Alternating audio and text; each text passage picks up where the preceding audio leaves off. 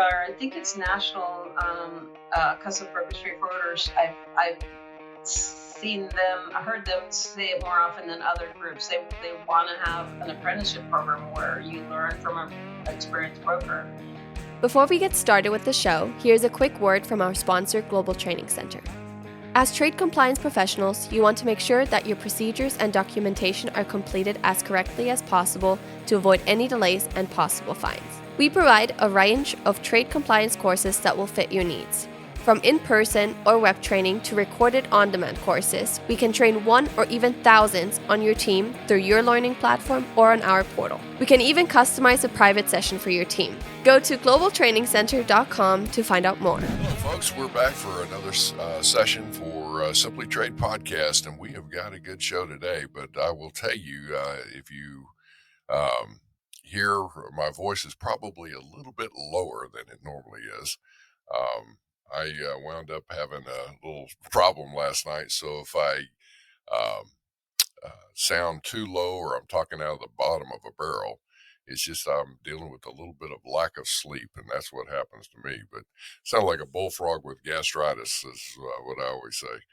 Anyway, but with that, I will say that we are gearing up. Here's come to the end of September here, and we finally have had some beautiful weather there here in Memphis. I don't know, how are y'all doing down there in El Paso, Lalo? Yeah, same thing. We're consistently hitting low 90s and high 80s. So for us, that's amazing weather. So better than the heat. But well, it's been getting down into the 60s at night and in the mid 80s here in Memphis. So I'll take that anytime. So it's like a little bit about like paradise here. So anyway, well, I will say we've got a good show for folks today, especially if, for our listeners. If you are gearing up to take the broker's exam, you need to pay attention to this show because this is one that's in preparation for it. If you are somebody that has staff maybe or has somebody you're encouraging, you're mentoring, that you're gearing them up to take the broker's exam, you probably ought to listen to this on how to prepare and what to do, especially 30 days out before the exam. I think so too. So the previous episode, we invited Ruth Rodriguez previously to talk about the broker exam, and that episode actually did amazingly well. It's easily in our top three shows of all time, and I can see why.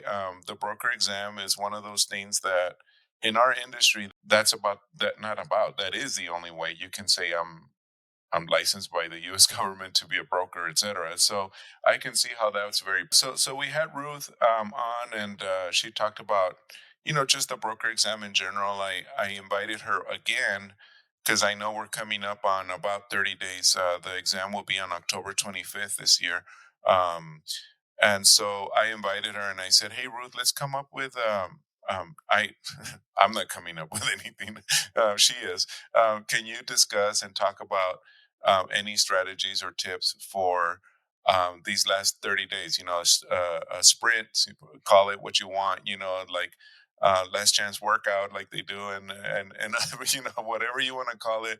What are you gonna do these next 30 days to make yourself more be better prepared for the exam? So that's she was nice enough to come back on and talk to us about those different strategies. So Ruth, thank you for joining us again. Thank you for the invitation. Love your podcast, and always got some good, interesting speakers on it. In a world driven by innovation and global connectivity, there's one name that stands out above the rest: Schultz Trade Law. With over 30 years providing legal and consulting services to Fortune 500 companies, Schultz Trade Law knows the challenges that businesses face in navigating the complex landscape of international trade. The legal and regulatory hurdles can impede growth and drain resources. But fear not, because Schultz Trade Law has the solution. At Schultz Trade Law, they've harnessed their vast knowledge of real-world trade challenges and legal expertise to create a seamless experience for businesses engaged in international trade. Their team of legal experts know how to streamline import and export compliance, resolve trade disputes, and optimize global supply chain operations. Learn more at schultztradelaw.com, where legal expertise leads the way to global success. Thank you, Ruth. Yeah, so Ruth, for everybody, she's from GRVR Attorneys. Um, she has her law firm. Her and her husband Oscar have a law firm in Dallas. But just as a quick reminder of what they do, and she also obviously has a um, a broker exam prep course that she teaches hundreds of people, and you can get that available through either Global Training Center or herself. But just let us know here at Global Training Center. We'll be more than glad to help you. But we're not here to talk about that. We're just here about talk strategy. So Ruth, thank you again for joining us. Thank you, And as you were talking about what we should call it, how about we call it 30-day challenge? Yeah, that's cool. Hey, there you go. For people out there thinking about becoming licensed customs brokers. And you're right. It's there's lots of certifications out there, even some college degrees, but this is the only credential that the government recognizes because the government gives the exam. So, this is way up there, and it's also the most difficult. Unfortunately, the most difficult of all of them. There's lots of certifications you can get. You can go through college. I think this is. I went through college. I think this is even harder than college, even though college takes 4 years. This one's just super dense information, and you have to learn the skills. It's more like a trade class. It's not like more like a college class. It's more like plumbing, or you really have to do the work. You can't just listen to somebody speak for 50 hours. You have to actually do the work, have them you do the work, especially for classification. You got to be somebody there, have somebody there saying, no, you should do this before that you do that, or you missed this one thing in the index, whatever. It's very skill based. And that's real interesting that you said that about plumbing or electrician or whatever. I've always thought that to be a broker, why is there not like an apprenticeship program for like being a broker? Don't you think there should be something like that? Because people think that they take the exam, they pass it, and then they become a broker, and they don't know maybe what they're doing because they never have done this. And I don't know. I don't want to get into like the politics of like setting up an apprenticeship program and all this and that. But I mean, it's interesting that you said that, because all my life I thought, so there should be some form of apprenticeship program. Yeah, there is a push for it. There is a push for it for, I think it's National Customs Brokers Trade Forwarders. I've heard them say it more often than other groups. They want to have an apprenticeship program where you learn from an experienced broker. I've tried to with my thousands, because there's about 1,000 brokers out there who have licenses because of us, the Best Custom Broker course. But I've tried to get the people with licenses to take on interns, but they're like the liability, and they don't want to train their competition, and so it's always been a no. I pushed her for years. I will say that I've had a conversation with Cynthia Wittenberg after she left the government, and she's with GTEC with the NCBFA, and I guess GTEC is the conference, NEA, yeah. Anyway, NEI, sorry. Well, I'll tell you what, I'm screwing up a 2-car parade right now. So anyway, that all said is Cynthia was talking about doing an apprenticeship, and we're literally going to be looking at trying to do some of that because an apprenticeship actually requires quite a bit of bureaucracy, and it's registered with the Labor Department and the state Labor Department, things of that nature. However, that said, one of the things I think would be good. Well, with that, so leading up to the last 30 days before an exam, one of the things I think you just mentioned is you need to be doing something ahead of time here. You need to be, should have been preparing. So before you entered the 30 days, what would your expectations of somebody that they have, you know, read some chapters or read the whole book as far as the regulations or what? What are we talking about here? So I have advice for two types of students. One is my students, the best custom broker course students. They have been at this for a few weeks, some a few months.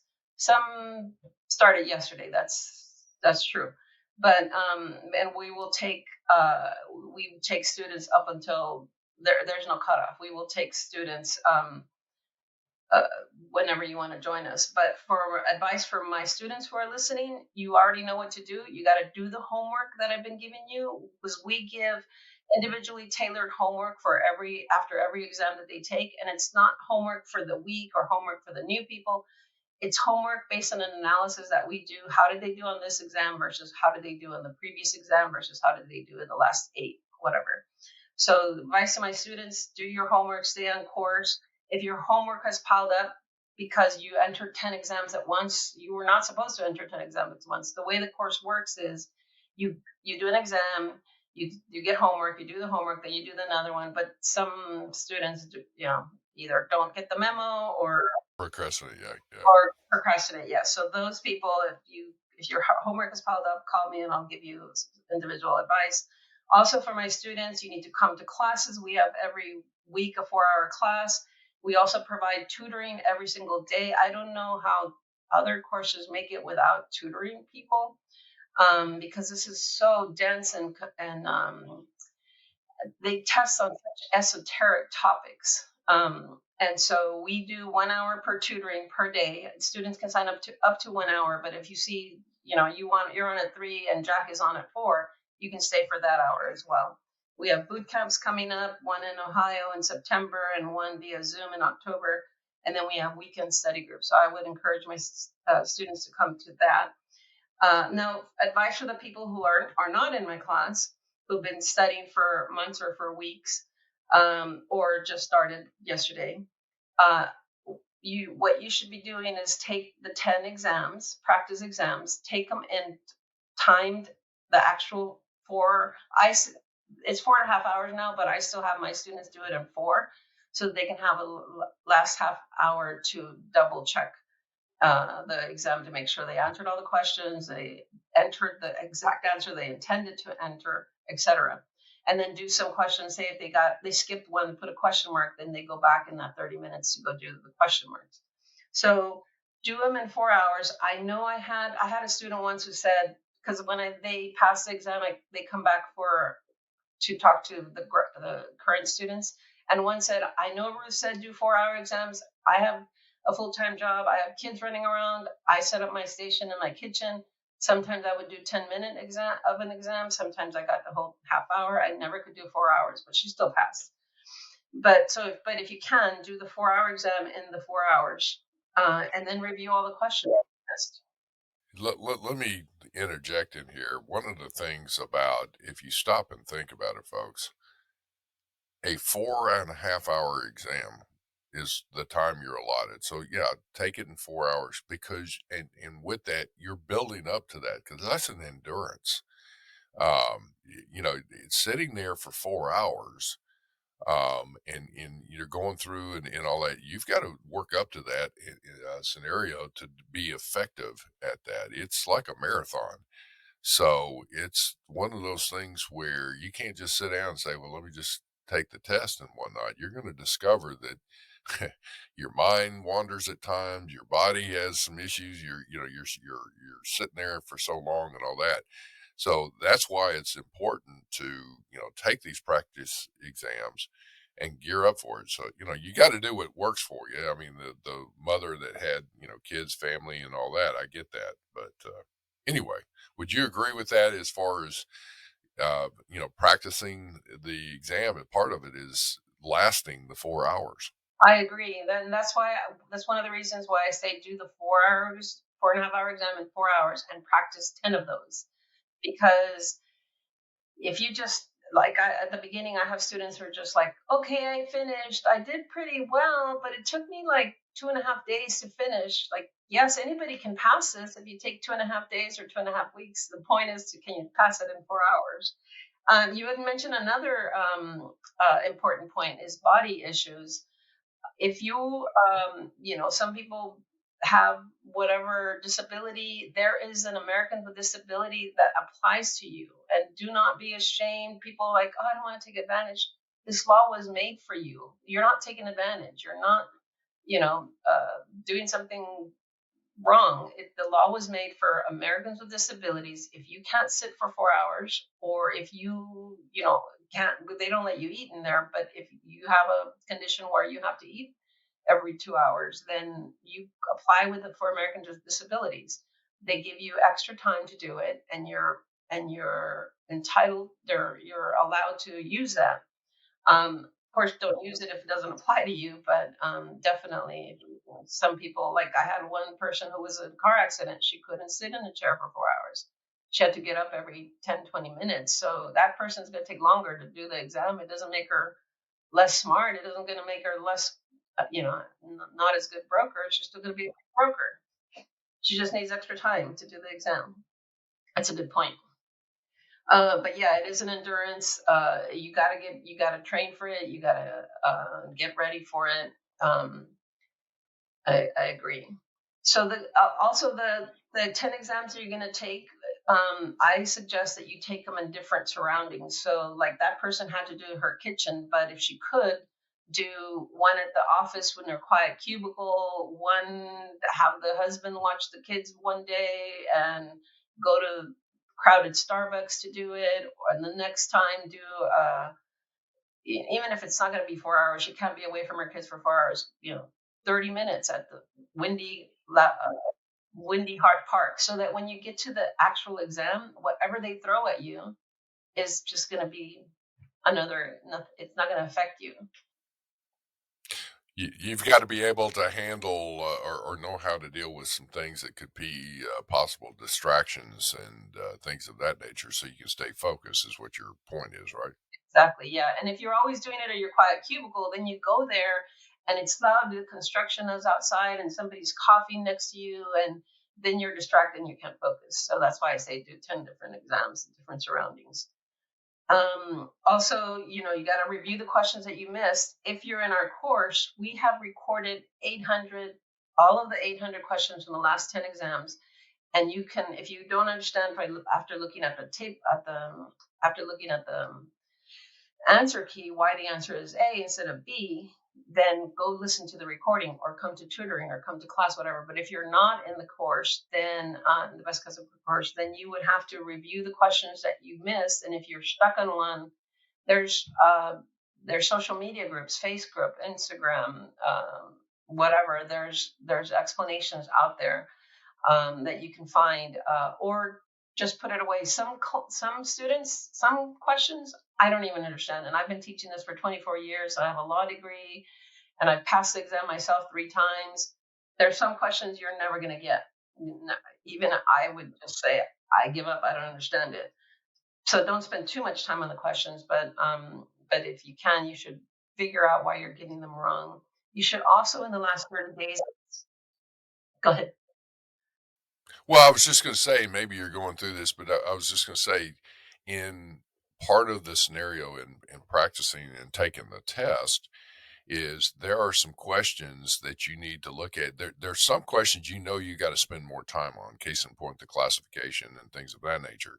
Some require some calculations of values or figures or whatever. But the other questions are very, very short.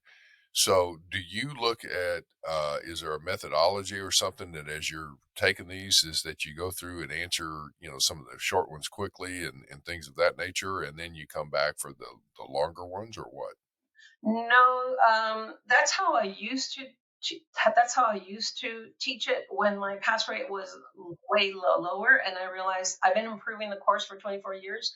So I changed my advice, and I changed it from what you just said to our method now, which is you spend X number of minutes. Custom says you should spend 3 minutes per question, because 3 minutes times 80 is 240, which is 4 hours. Um, but and I see that advice being circulated all over social media. But our advice is different. The classification, like you said, takes longer. So why would you spend 2 minutes on 3 minutes on a classification question? You're going to spend more on those. And I have a formula, and I circulate that to my students. But you do spend more time on classification than you spend on non-classification. And now, in terms of short versus long questions, I would not. I would not. There are some questions you're going to skip. For example, one exam there was everybody freaked out over these two questions that had the chemical equation. They had a picture of the chemical equation in the question. And people were like, "Oh, you didn't teach us how to do chemicals." It never had come up before. So we were freaking. We spent 30 minutes on that question. No, you should have spent 6 minutes on classification, 2 minutes on non-classification. Why are you spending 30 minutes? A question you just missed 24 divided by 2. You missed 12 easy questions by spending 30 minutes on that one. So, and I had a person later who was in the class and took practice exams, and he had a master's in chemistry, and he could only get one of those two questions. So those people who spent 30 minutes on these questions just wasted their time. So do we skip the short questions long questions, do the short ones? I would not. I would still do the 2 minutes on even a long question. Do what you can, because sometimes those long questions, they're easy.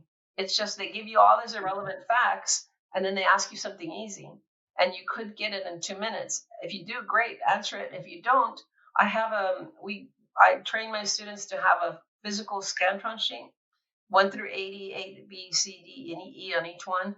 They put a question mark if they don't finish in 2 minutes, and at the end, that's when they come back. So if they have 5 question marks and 30 minutes left, that's 6 minutes per question. I do not automatically skip. I do not advise them to automatically skip them, because even the long ones could be easy. Just if you can't do it in the 2 or 6 minutes, then come back to it. And ideally, if you've studied enough, you won't have 80 question marks. You would have, 5 to 10 question marks, 2 to 4 question marks, depending on how much you study. You wouldn't have, because everybody's like, well, I don't know any of them. I'm going to put a question mark on all of them. Okay, because that's because you haven't studied. Well, in studying, then I guess are there some just basic facts, should we say, that and bits of information that you just should memorize? There's very little you have to memorize. Maybe the section titles to the HTSUS, maybe some chapters, the highly tested ones, maybe some highly tested CFR sections, maybe the MPF rate, the HMF rate, the maximum, minimum. But there's very, very little you have to memorize. Mostly is how to get the answer. And that's where it's like going into I guess that's in real life, that's what happens, is that somebody will hit you, here's a scenario, here's a situation, here's a question, whatever, and you've got to know how to research that and go into the regs and whatnot to find the answer, right? That's correct. Yeah. So yeah, I think that you need to be, but because customs actually ended up adding 3 documents to the exam, because the criticism was that these people were getting licensed, but they didn't know anything practical. So they added the ACE entry documents. Back then they added SATER, but they don't test that anymore. They added ACE entry document, the right to make entry, and another ACE entry summary instructions. So that in customs view. Oh, and then they added these practical questions. They give you a scenario. Here's an invoice. here's, how would you classify this? What's the value on that? So they kind of try to address that criticism but we still teach people how to pass the exam, and then people say, well, you just throw them out there. They're not ready to do anything. That's not true, because they're smart enough to pass the exam. They're smart enough to figure out. Also, we have, if you're part of our community, we have a thing called broker brainstorming. Every hour we sit around and ask each other questions like, hey, I've never done an FDA entry. Anybody has experience? And somebody will say, yeah, I've been doing that for 20 years. So we kind of continue with the education that way. Well, and it's one of those things where you get a working knowledge of the regulations through taking this, and that's what you're striving for. So you can, let's face it, a lot of the things a customs broker has to be able to look at is what's going to be legal and what's not, from a standpoint of, transacting customs business. What should you or should you not do? Regardless of what your client says, is like, well, I want to be able to do X, Y, and Z. I want to take my goods and sell them to Iran, or I want to buy some things from Iran and bring it in. It's like, well, no, you can't do that. That's a sanctioned country. It's, as simple as that may be. But anyway. Yeah, they are. I tell them that they're going to be attorneys when they get this get this license. They're going to be attorneys in fact. They're not attorneys at law. They didn't go to college or law school or pass the bar, but they're attorneys in fact. You're representing another company in front of customs every time you do an entry, or one of your 50 staff members sign and do an entry. They're representing a company. They're attorneys for that company, attorneys in fact. One thing I haven't said yet is also reviewing the 10, some people go back 20 exams. I don't think that's a good idea, because it's hard enough to do 10, because you're doing 10 exams. Say the 10 exams ago, that would have been 2018 CFR, but you're using the 2022 CFR. So it's already hard enough to go get their answer right if you're using the wrong book. So if you go back 20 exams, that's 10 years ago. The regs have changed a lot. The HTS has changed. It's just too frustrating. So I will only do 10 exams. But one thing I need to clarify or add is you need to make cheat sheets, because after you've done 10 exams, you'll see some repeat questions, and the answering needs to be in your head or on a cheat sheet. And you can't make a 500-page cheat sheet. It's got to be a limited number of pages. Important things that come up over and over. If you can't memorize them, then put them on your cheat sheets. You have to have that, or you have to mark up your book. But I do encourage people to do some cheat sheets to get through this. So Ruth, from that tip that you're just saying right now, a lot of people are not aware that they can actually take in their little binder with them and have those cheat sheets or notes on there. Is that true? Or I believe I picked that up from you in the past. How does that work? I mean, it, what is it that you can take in? I know you can take your HTS and your 19 CFR, but isn't there like another little binder or stuff that you normally tell people that they should prepare, like other stuff? Yes, so there's those two big fat books, and then there's uh, you should get a binder with 3 documents that are on the notice of examination. One is right to make entry directive. One is ACE business roles and process document, which I think is like 200 pages. The other is ACE entry summary instructions, which I think is, I don't know, 30, 40 pages, maybe less. But those 3 you need to take, plus then you need to take your cheat sheets as well. So I would get one. If you're a student of our course, we have 2 binders, one for studying and one that you're going to take inside the exam. And there's 1 or 2 things that overlap, but basically they're 2 different ones. So you need to take that in there. Now, there has been controversy as early as April 2023 or October 2022. I can't remember which one, but Customs announced you can't bring any notes. You can only bring your HTS, CFR, and these 3 documents. And of course, there was an uproar, and they changed their mind. But be careful, because sometimes they throw that in there, and then they send that out to all the testing centers, and the testing centers don't get the memo. So you're told you can't bring in your books. So that's why I tell my students print the notice of examination. So when you have to argue, because customs doesn't give the exam, customs used to give the exam, but now that it's electronic, they have to contract with a third party vendor to do it, and that third party vendor doesn't work for customs. They don't know the rules. A lot of my students would come in and said they told us we couldn't bring in books. That's why I'm like, you print the notice of examination and say, look, right there, it's by customs. There's your logo. They said you can bring in these things. So yeah, you can bring in your own references as long as they fit in the space that they give you. You can bring in as much as you want to, but I would limit it to those five documents. Well, 2 books and 3 documents. And I would limit the cheat sheets, because if you have 500 or 1,000 pages worth of cheat sheets, then that's another book you're flipping furiously through, going, I know it's in here somewhere. You can't bring anything electronic. You can't bring in a laptop, a PDA, your iPhone, your smartwatch. You can't bring anything that connects to the internet, which is why, which is why we decided to go to sand timers for the 2 minutes thing, because you can't bring in your watch and there's a timer on the computer, but the computer is so unreliable. How do you know that the clock works on the computer? So we fought and fought and fought, and finally customs agreed to let us use sand timers. As long as it's small, this might be too big, but as long as it's small and as long as it's not glass. Oh, really? Okay. So It's on. that's a good tip. I never even imagined to go old school, you know.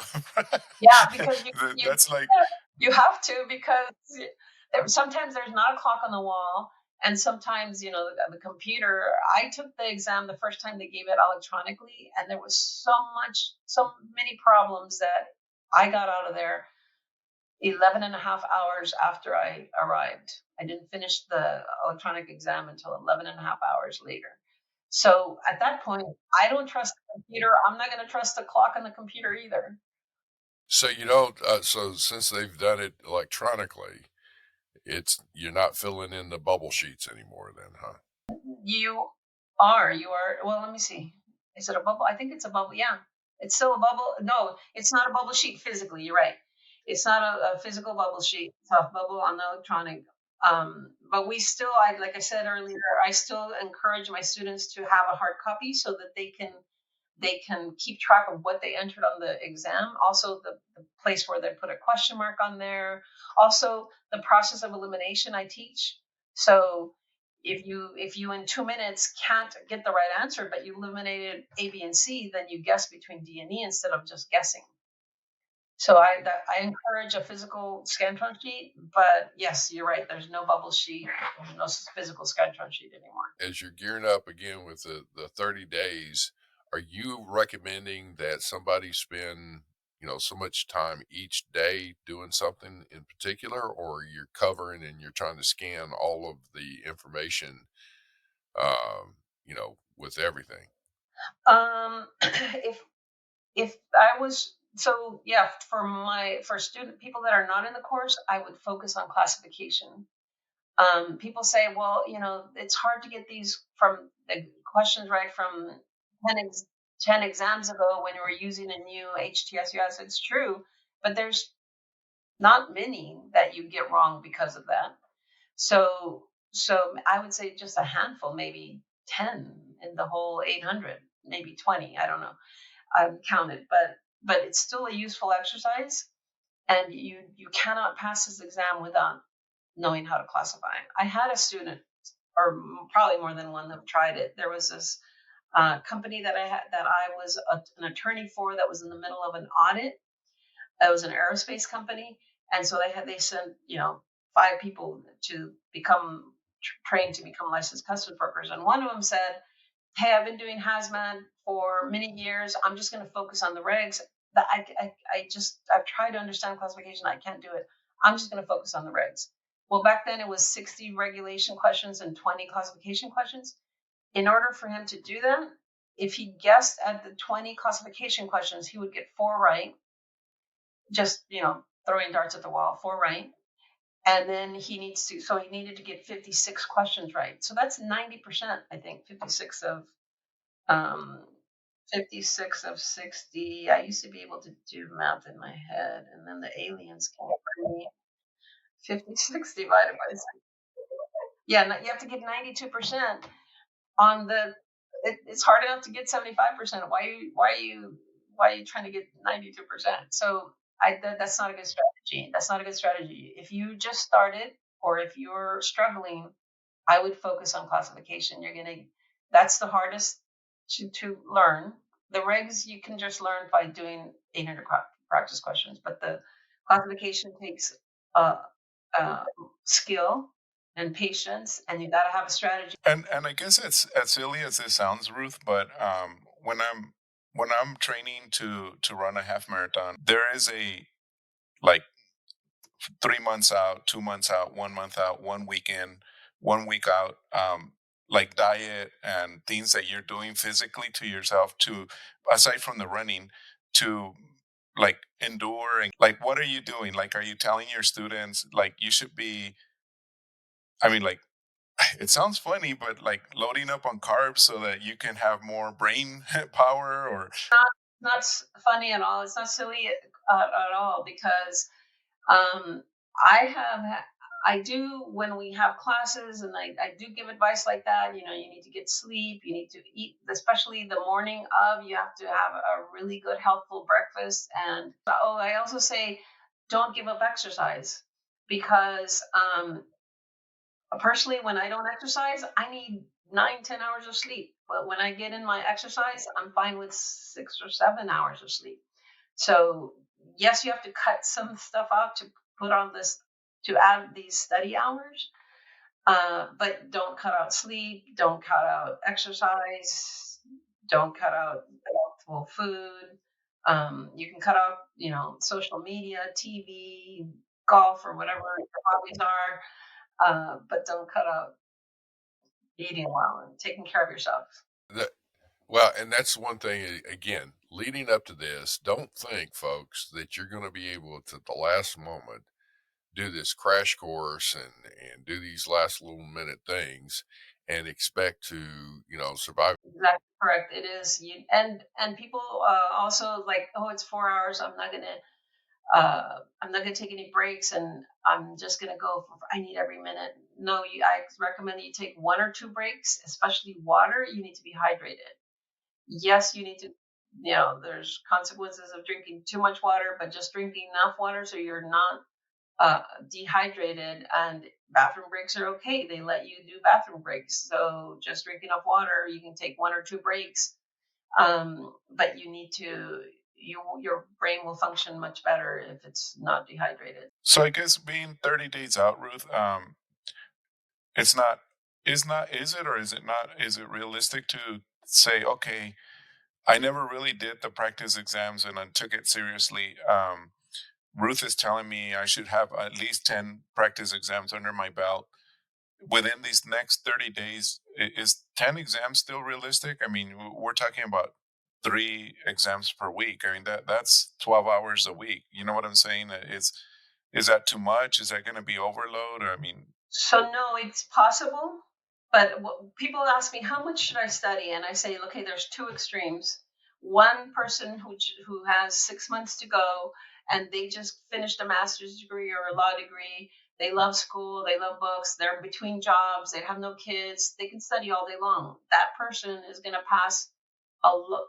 need to study a lot less and pass the exam a lot quicker than somebody who got out of school 30, 40 years ago, hated school, barely passed, has a full-time job, plus kids and grandkids, plus a catering business, plus, an 80-hour a week full-time job. Well, that person's going to have to take the exam 2, 3, maybe more times. So if you can focus, if you have the luxury of 30 days in between jobs, it can be done.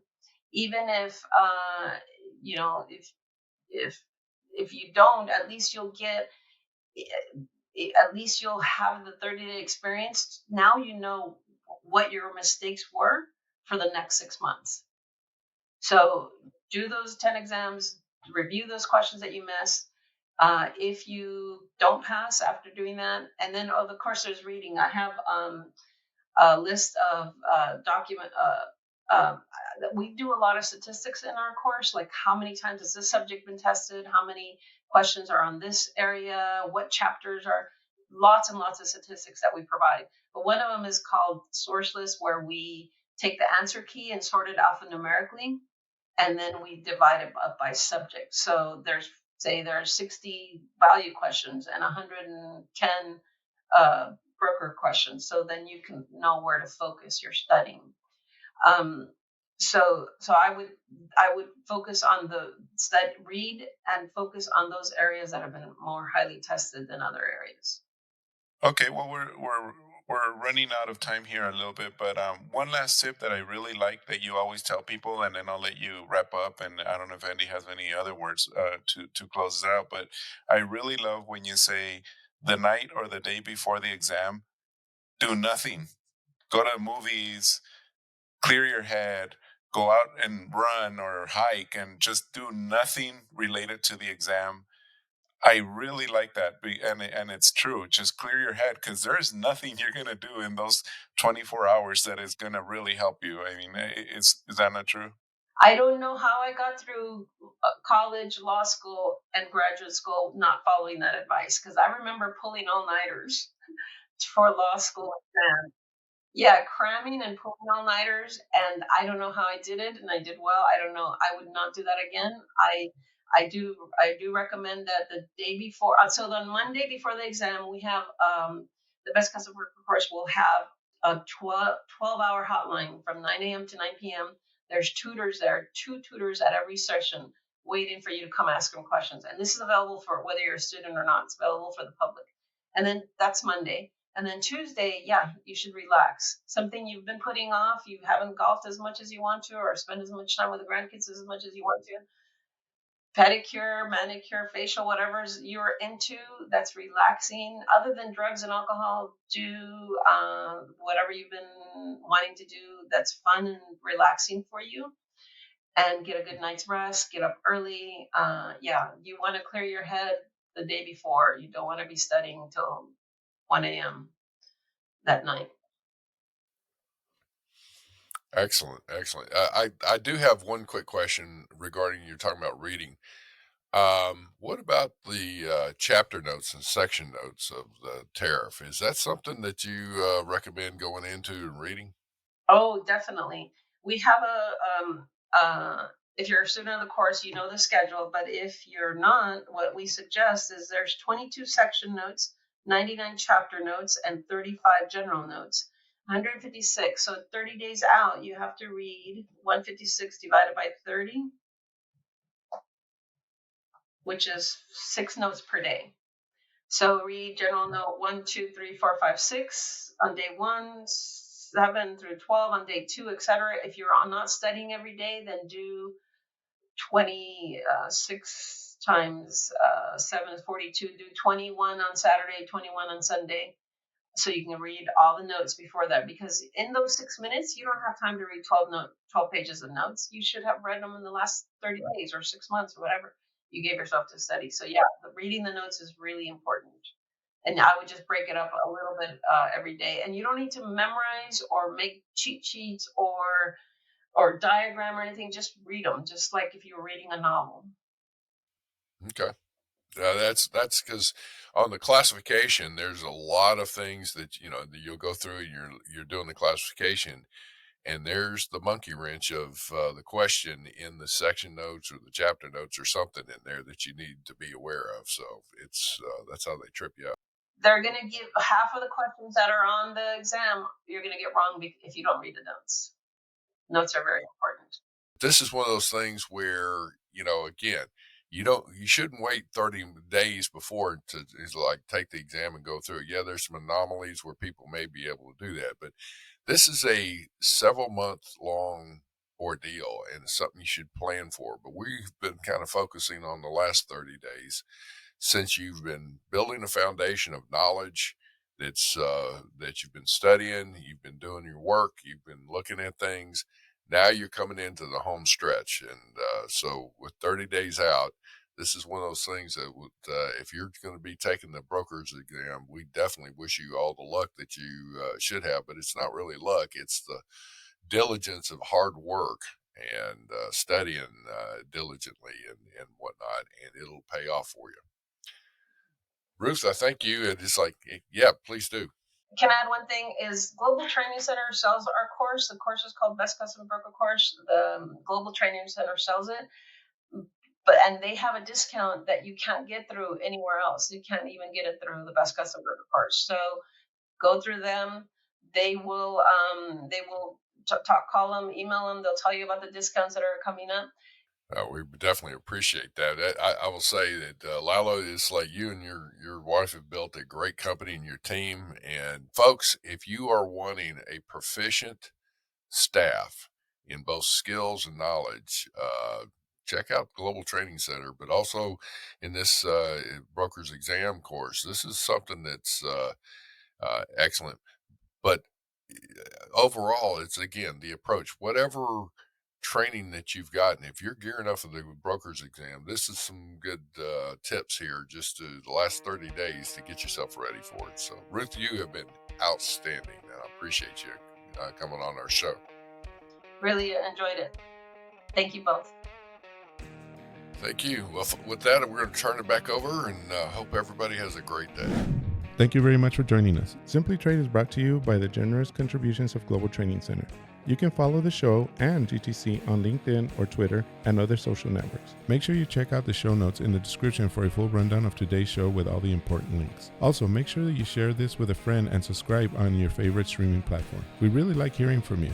If you enjoyed the show, make sure to rate and review wherever you listen to this podcast. If you or someone you know would like to be a guest on the show or would like to sponsor Simply Trade or suggest any topic you would like for us to discuss, please contact us via email at simplytrade@globaltrainingcenter.com, or you can DM us on Twitter at simplytradepod. Thank you again for the privilege of your time. Happy trading. Simply Trade is not a law firm or an advisor. The topics and discussions conducted by Simply Trade hosts and guests should not be considered and is not intended to substitute legal advice. You should seek appropriate counsel for your own situations. These conversations and information are directed towards listeners in the United States for informational, educational, and entertainment purposes only and should not be substituted for legal advice. No listener or viewer of this podcast should act or refrain from acting on the basis of information on this podcast without first seeking legal advice from counsel. Information on this podcast may not be up to date depending on the time of publishing and the time of viewership. The content of this posting is provided as is. No representations are made that the content is error-free. The views expressed in or through